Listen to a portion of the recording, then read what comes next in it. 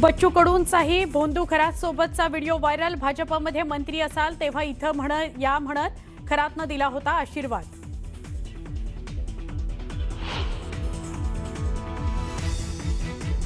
लोकसभेच्या पूर्वी कारच्या दारामध्ये अडकून माझ्या बोटाला दुखापत। विरोधकांकडून खोटा आरोप करत बदनामी सुरू। विरोधकांच्या आरोपांचा तटकरेंकडून समाचार।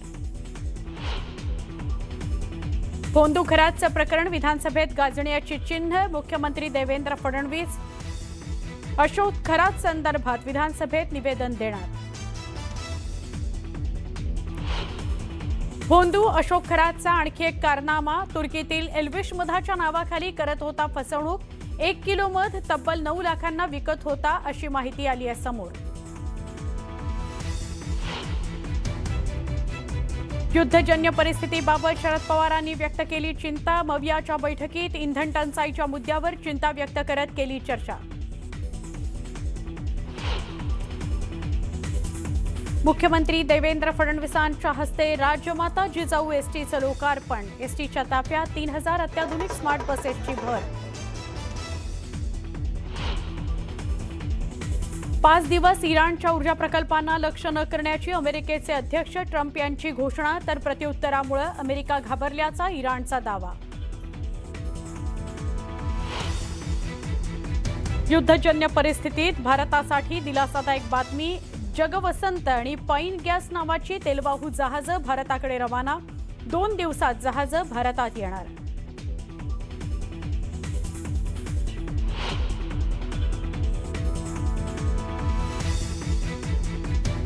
पेट्रोल शॉर्टेज होणार असल्याची सोशल मीडियावर अफवा। राज्यात ठिकठिकाणी नागरिकांची पेट्रोल घेण्याकरता गर्दी।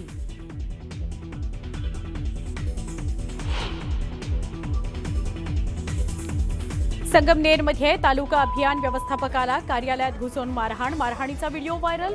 शरद थोरातांसह 9 ते 10 जणांविरोधात गुन्हा दाखल। पोलिसांकडून अधिक तपास सुरू।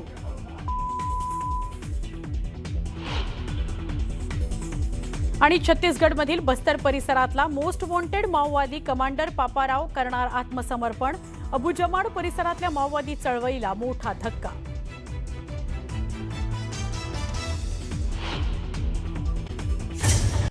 भोंदूगिरीच्या जाळ्यात ओढायचं आणि मग महिलांवर अत्याचार करायचा असा हा अशोक खरात। मिरगाव इथल्या श्री शिवनिका संस्थांच्या नावाखाली काळ्या पैशांचा मोठा खेळही त्याचा सुरू होता। गेल्या 8 वर्षांमध्ये या संस्थांच्या उत्पन्नात 74 पटींनी वाढ झाली आहे अशी माहिती संस्थांकडून धर्मादाय आयुक्तालयाकडे सादर करण्यात आली आहे। लेखा परीक्षण अहवालातून या गोष्टी समोर येत आहेत। कधी काळी 1.5-2 लाखांच्या तुटीत चालणाऱ्या या संस्थांच्या तिजोरीत अचानकपणे कोट्यवधींची वाढ कशी काय व्हायला लागली याचा तपास होणार।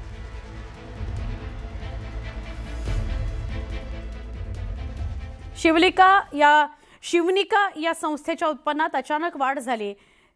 किती आणि कशी वाढ झाली याच्याविषयीचे अपडेट्स आपण घेणार आहोत। स्थावर मालमत्ता 2017-18 ला होती 4,67,601 रुपये, तर 27,823 रुपये। आणि तीच मालमत्ता 2024-25 चे 2,15,11,169 रुपये इतके झाले। तर शिर्डीकडे वळूया। भोंदूबाबा अशोक खरातनं ज्योतिष असल्याच्या नावाखाली खूप मोठी माया जमवली, म्हणजे पैसा जमवला। राज्यभर अनेक ठिकाणी कोट्यवधीची जागा त्यानं खरेदी केली। त्यातली शिर्डीची ही जागा जी तुम्हाला समोर दृश्यांमध्ये दिसते। शिर्डी नगरीमध्ये त्याच्या कोट्यवधीच्या जमिनी आहेत। भागीदारी सुद्धा काही जमिनींमध्ये आहे। खरातचं अजोळ असलेल्या शिर्डी विमानतळ परिसरात काकडी या गावात सुद्धा त्यानं कोट्यवधीची जमीन खरेदी केली आहे। या सगळ्या मालमत्तांची आता चौकशी होणार आहे। त्या मालमत्ता कशा घेतल्या, किती किमतीला घेतल्या, ज्या किमतीला घेतल्या ती किंमत आली कुठून, ते पैसे आले कुठून, हे सगळं तपासलं जाणार आहे। महिलांच्या लैंगिक शोषणातील आरोपी भोंदूबाबा अशोक खरात याच्या एक ना अनेक मालमत्ता आता समोर येताना दिसत आहेत। शिर्डी विमानतळ जे आहेत काकडी गावामध्ये आहे आणि हे काकडी गाव या कॅप्टनचं आजोळ आहे। मी आता त्याच ठिकाणी आहे आणि आपण बघू शकतो हे जे परिसर आहे हा शिर्डी विमानतळाचा आहे आणि काही वर्षापूर्वी या ठिकाणी आंतरराष्ट्रीय विमानतळ जे आहे ते सुरू झालेलं आहे आणि शेकडो एकर जी जमीन आहे ती या परिसरामध्ये आहे, ज्यामध्ये जे धनदांडगे आहेत, उद्योजक आहेत, यांनी खरेदी केलेले आहेत आणि त्यातच एक नाव अशोक खरात याचं देखील येत आहे. त्याने काही जणांच्या नावावर या ठिकाणी जमिनी घेतल्या आणि त्याचं जे पॉवर ऑफ अटर्नी आहे, मुखत्यार पत्र आहे, हे स्वतःच्या नावावर ठेवल्याची देखील चर्चा आहे.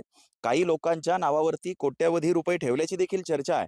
त्यामुळं एकीकडे महिलांचं शोषणाची जी गुन्हा आहे, तो एकीकडे त्याचा तपास सुरू असताना दुसरीकडं या भोंदू बाबाने या सगळ्या कालामध्ये किती मालमत्ता जमवली आहे, किती माया जमवली आहे, याची देखील चौकशी होणं गरजेचं आहे.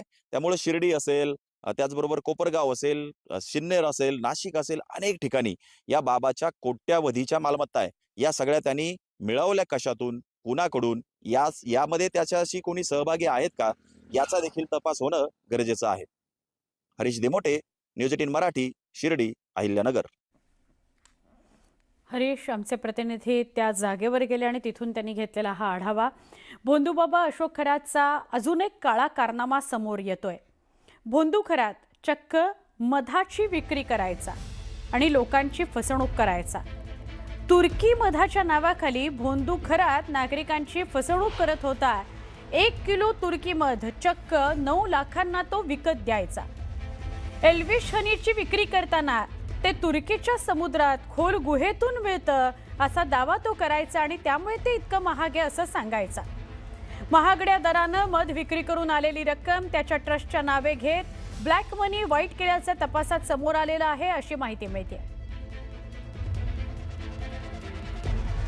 आपण बघूया हे एल्विश हनी काय आहे. एल्विश हनी हे तुर्कीमध्ये आढळतं. 1800 मीटर खोल गुहेत ते सापडतं. हे मध नैसर्गिक गुहेतून गोळा केलं जातं. नैसर्गिक खनिजांमुळे मधाला विशिष्ट अशी वेगळी चव असते आणि त्यामुळे औषधी गुणधर्म सुद्धा त्यात आहेत.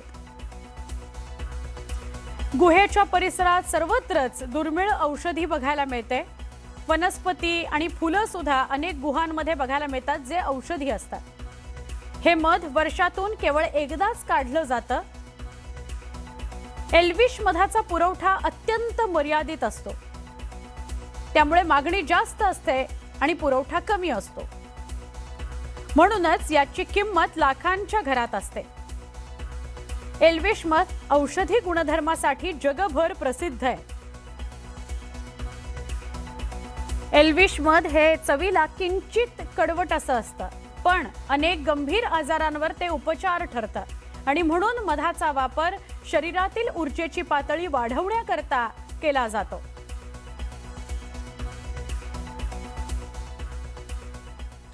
अशोक खरात प्रकरणासंदर्भात मुख्यमंत्री देवेंद्र फडणवीस आज विधानसभेमध्ये सखोल असं निवेदन देतील असं कळतंय. सविस्तर निवेदन देतील.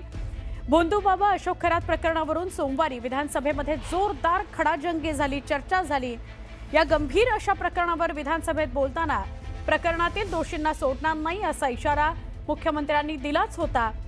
आता मुख्यमंत्री भोंदू खरात प्रकरणात काय निवेदन देतात हे बघणं अत्यंत महत्त्वाचं आहे.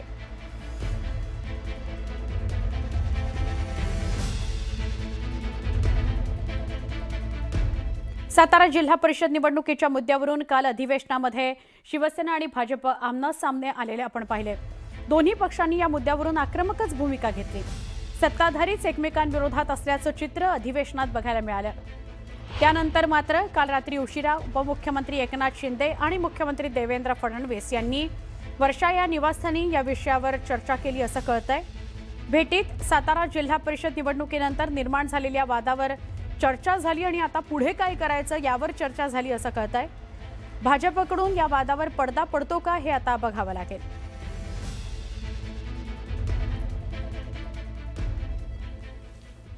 सातारा जिल्हा परिषद निवडणुकीमध्ये भाजप विरुद्ध शिवसेनेत झालेल्या तुफान राड्यानंतर ठाकरेंच्या शिवसेनेचे आमदार आक्रमक होणार असल्याची माहिती सूत्रांनी दिली आहे. नीलम गोरेंविरोधात सभागृहामध्ये उबाठाचे आमदार पदमुक्त करण्याकरता प्रस्ताव मांडणार आहेत अशी माहिती मिळते. त्यामुळे विधान परिषद सभागृहामध्ये वादळी चर्चा होण्याची शक्यता आहे. त्यामुळे आज पहिल्या सत्रामध्ये लक्ष असेल ते मुख्यमंत्री देवेंद्र फडणवीस पहिल्या सत्रातच निवेदन देतात का खरात प्रकरणामध्ये, आणि दुसरा विषय महत्त्वाचा चर्चेत असेल तो म्हणजे सातारा प्रकरणावर विधान परिषदेमध्ये आज नेमकं काय होतं.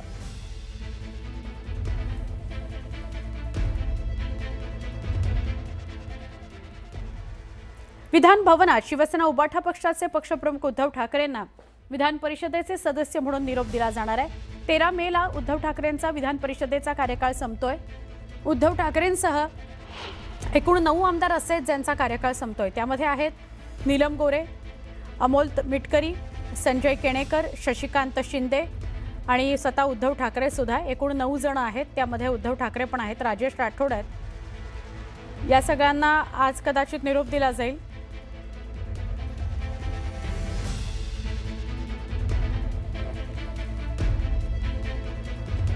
मुंबईमध्ये विकास आघाडीची महत्त्वाची बैठक पार पडली.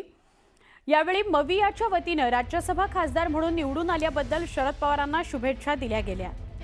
यावेळी शरद पवारांच्या कामाचं उद्धव ठाकरेंनी कौतुक केलं. बाळासाहेब आणि पवार साहेब चांगले मित्र होते. दोघेही केव्हा एकमेकांशी सूडबुद्धीने वागले नाहीत असं उद्धव ठाकरेंनी म्हटलं. महाविकास आघाडीच्या बैठकीत शरद पवार यांच्याकडून युद्धजन्य परिस्थितीवरून चिंता व्यक्त करण्यात आली. गॅस टंचाई सोबत युद्धजन्य परिस्थितीवरून शरद पवार यांनी महाविकास आघाडीच्या बैठकीत चिंता व्यक्त केली. युद्धाची अशीच जर परिस्थिती राहिली तर आणखी चित्र वेगळं असेल पुढच्या काळात असं ते म्हणाले. टंचाई अधिक भासू शकते असंही पवार म्हणाले. इतके दिवस युद्ध सुरू असताना भारतात त्याची झळ बसते आहे. मात्र यावर पंतप्रधानांनी उशिरा भाष्य करणं ही काही योग्य बाब नाही असंही पवारांनी म्हटलं.